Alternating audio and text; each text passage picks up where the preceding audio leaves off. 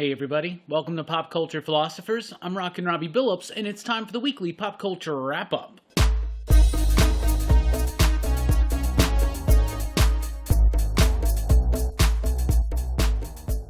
That's right everybody, thanks for checking out the video. I am Rockin Robbie Billups. This is the weekly pop culture wrap-up. It's the show where I go over the week's pop culture news, mostly comic books and movies. Let's get right into it with some comic book news. Lunar is now the sole distributor of DC Comics in North America. That's right, UCS is done. UCS was Midtown Comic Books, and along with Lunar, which is actually DCBS, they picked up the slack on distribution during the Diamond shutdown. And then when DC made the announcement that they were no longer going to be distributed through Diamond in North America, these were going to be the two sole distributors. UCS is now out. Now, initially it was reported as if DC had dropped UCS, but allegedly what has actually happened is UCS/Midtown has decided they do not want to continue on with their contract being a distributor for DC. Therefore, now it goes solely to Lunar. So Lunar has some stipulations in place. If you're going to start an account with them,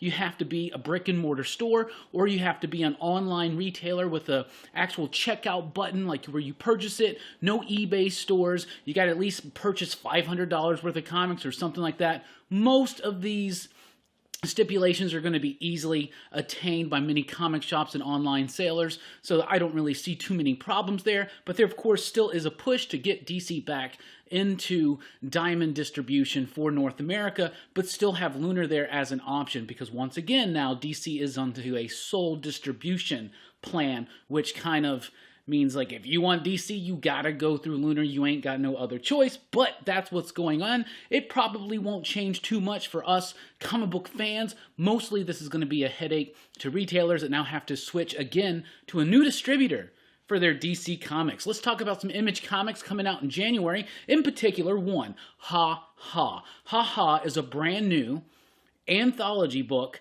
by W. Maxwell Prince. W. Maxwell Prince is the writer of Ice Cream Man, and this is, just like Ice Cream Man, a one-and-done story, like each issue. It's going to be a different story about clowns. And you know Maxwell Prince's work. You know it's going to be disturbing. You know it's going to have his signature style to it. And I'm very excited. Each issue is going to feature a different artist. In the first issue, for instance, we have Vanessa Del Rey. And then upcoming, we have Gabriel Walta and others. I'm really excited for this. If it hits half as hard as Ice Cream Man does, it's going to be one of the best comics on shelves. That comes out from Image Comics in January. Also in January from AWA, we have Mann's World. This one's going to be written by Victor Gischler with artwork by Nico Walter. It's about this group of friends on vacation at a resort planet. So you got a little bit of a sci-fi lean there, and they wind up kind of running afoul of the working class of this planet, and then things go horrifically wrong. So it's almost like a sci-fi horror type thing. I'm excited to check this one out. The cover looks pretty dope. Also from AWA in January, The Resistance returns with the first in a series of one-shots. This is The Resistance Reborn's The Mad. It's written by J. Michael Straczynski. This one has artwork by C.P. Smith, who was the artist on Archangel 8, so I'm really excited to see the art there. But The Resistance was one that didn't really quite fulfill me out of all the AWA ones. But what this one-shot series is going to do is give you some more background and origins on all these superheroes or different characters. I don't know. But if you like The Resistance, it returns in one-shot form with The Resistance Reborns, The Mad, in January. Also from Boom in January, we have The Last Witch. This one's written by Connor McCreary with V.V. Glass on the artwork. The basic premise of this one is that there's a witch in this town, in this area, once a year or every so often, once a season, I don't know. She comes out and she has to find a kid and eat him or something like that. And then there's a child who, against the better wishes of her city, town, village, family, whatever, goes out, discovers that she's got her own abilities and powers, and she goes to take out the last witch. Boom's been kind of on fire right now, so this is definitely one to look out for. Also in January, the return of Abbott. Abbott 1973 from Saladin Ahmed and Sammy Cavella. That's fan-frickin-tastic. Abbott was one of my favorite comic books a few years ago when it released. It was a great 5-issue detective series set in Detroit in the 70s. It's supernatural, but it's also a 70s crime story, and it was great, and I really loved it, and the artwork was fire, the writing, everything about it was top-notch, and I'm excited to see it return with Abbott 1973 in January. That's from Boom. From Dark Horse in January, we have Crimson Flower. This is exciting because it's written by Matt Kent. It's a 4-issue series. It's got artwork by Matt Lesniewski, and the basic idea is, this is how it's described, and I quote, "A mind-altering journey through Russian folktales, trained assassins, and government conspiracies." That's all you needed to tell me, homies. I am down for this book. Matt Kent's writing it. It's a 4-issue series, and you described it like that.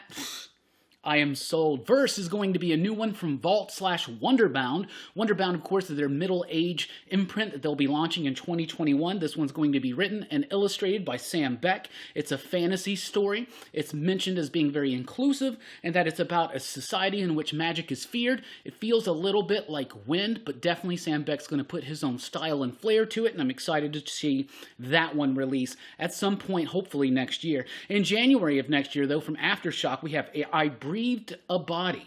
It's a new one from Zach Thompson, the writer, and Andy McDonald as the illustrator. I really like this team. I think they could do good work together. It's a horror comic book. It's about one of the biggest social media influencers out there who puts out a preposterously awful idea and the world changes overnight. So it's kind of exploring the horrors of this social media influencer generation world society that we're living in. Sounds pretty neat. I'm excited for it. So we got Snyder Cut news. You already know it, but let's talk about it real quick. So for the upcoming Zack Snyder's Justice League 4-episode miniseries for HBO Max, in which Zack Snyder's finally getting to fulfill his vision of the Justice League, they have brought in Jared Leto to reprise his role of the Joker for at least a scene or two.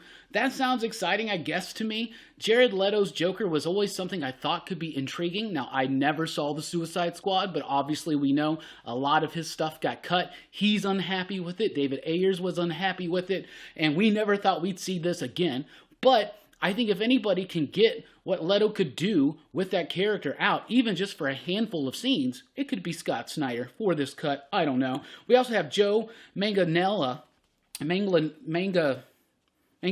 Man, I just looked up how to say his name too. Joe Manganella's Deathstroke will be returning for a scene or two, something like that. I'm not expecting too much, but this is going to be like a 4-hour project. So this is shaping up to be way more interesting and involved than we all initially thought, but I'm excited. Disney Plus has signed on for a Willow TV series. That's right, a series of Willow. It's a sequel to the 1988 movie, Ron Howard movie, produced by George Lucas, starring Warwick Davis.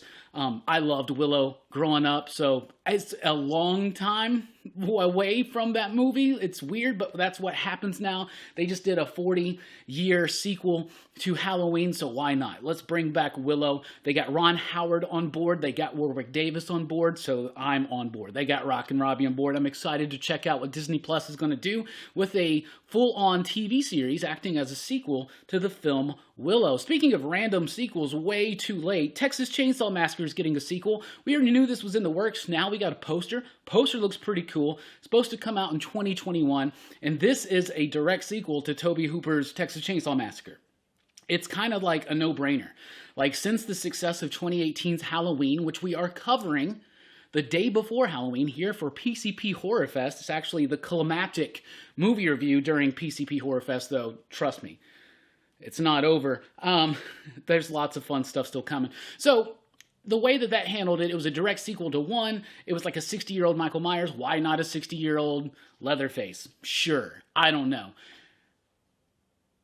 I have to reserve judgment until I see something like this, but I wouldn't be surprised if we start getting more of these kind of things, but I don't know. I mean, it could be cool.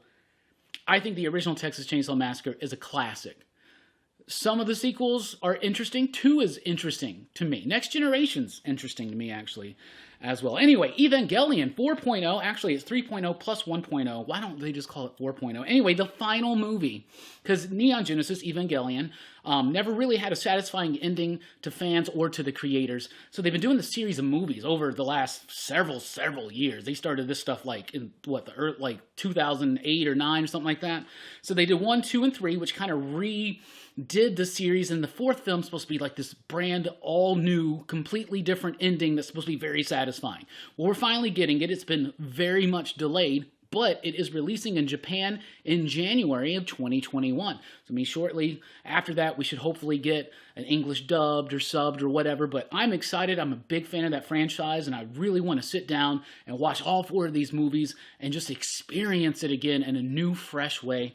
So far, I've liked the movies that I've seen. I've seen the first two. I haven't seen part 3 yet, but I have seen the entire series multiple times. Ghostbusters Afterlife has been delayed yet again into summer of 2021. This is no surprise. Seems like every week on the weekly pop culture wrap-up, there's another announcement of another movie getting pushed back and delayed. One movie not being delayed, though, is Monster Hunter. I saw the trailer for this. It's got Mila Jovovich in it. It releases in December from Sony. I watched the trailer. I think it's based on a video game or something. I have no idea 100%. Let me know in the comments below if you do. I'm pretty sure, I think it's like a video game or something. It's based on the worldwide phenomena. I know that. The trailer looks really good. It's basically, it looks like there's this group of mercs or military people or something, and they get like thrown through a rift, and they're in this land filled with monsters, like giant kaiju monsters, and they gotta fight them. It's Mila Jovovich, and she's pretty badass. And dude, she's like Paul Rudd. Does she even age? Like, seriously, what? But the trailer looked pretty cool. So I'm actually going to be checking that one out. So that's what we got for you this week. What we got coming up here at PCP, Sunday night. That's right. Sunday. Rockin Robbie live at 7 p.m. Central Time. And then Mummy Monday wraps up Monday night at 8 p.m. Central Time with a live movie commentary on The Mummy's Curse, the final Universal mummy film of the 40s. I'm very excited to be continuing trailing through Horror Fest. In fact, Horror Fest, we have 2 Horror Fest movie reviews this week. We've got Thursday night, live, 9 p.m. Central Time, Salem's Lot. Toby Hooper's Salem's Lot. We'll be talking about that. And then Friday night at 9 p.m. Central Time live, we'll be talking about 2018's Halloween. Just so happens to be 2 films that featured in today's weekly pop culture wrap-up. Also, weekly comic book review, top 10 comics of the week. We got a special mystery bonus Horror Fest movie releasing at some point throughout the week, so be on the lookout for that.